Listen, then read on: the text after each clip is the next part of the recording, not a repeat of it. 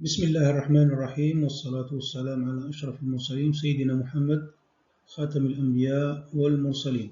معكم الأستاذ طاهر غضبان، أستاذ مساعد قسم باء جامعة المسيلة، كلية التكنولوجيا، قسم الهندسة الميكانيكية. Information sur le cours. L'intitulé du TP, c'est-à-dire en réalité c'est pas un TP, c'est un cours plus TP, c'est un TP plus court avec un TP. Il est intitulé sur dessin assisté par ordinateur, c'est une unité méthodologique. Les prérequis, il faut connaître les dessins techniques, les systèmes de coordonnées. Alors par cette carte mentale, on va voir les compétences visées par le cours de DAO.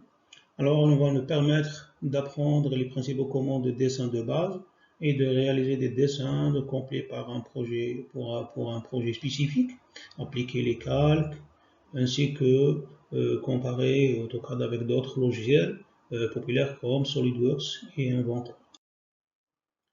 Objectif du cours: AutoCAD est un logiciel de dessin assisté par ordinateur développé par Autodesk. Il est largement utilisé par les professionnels de l'ingénierie, de l'architecture et du design pour créer des dessins 2D et 3D précis et détaillés. Alors, ce module permettra aux étudiants d'acquérir les principes de représentation des pièces en dessin industriel, plus encore de représenter et lire les plans. Reconnaître les principales commandes de dessin de base, reconnaître les commandes de modification et modifier et éditer les objets AutoCAD existants, appliquer les calques et concevoir et réaliser des dessins AutoCAD complets pour un projet spécifique. Ainsi, développer des modèles 3D complexes à l'aide d'AutoCAD. Alors, le contenu, le premier chapitre, c'est présentation d'AutoCAD. On va une introduction et historique du DAO, configuration du logiciel, interface de base, barre de raccourci, option, éléments de référence du logiciel, sauvegarde des fichiers et fichiers d'assemblage, fichiers de mise en plan, procédure de forward pour une remise à l'enseignant. Le deuxième chapitre, notion d'esquisse, les outils d'esquisse, les formes de base, point, segment, droite, arc, cercle, ellipse, polygone, etc. On va voir les relations d'esquisse, horizontales, verticales, parallèles, ainsi que les contraintes géométriques et les cotations. Troisième chapitre, c'est les modélisations 3D.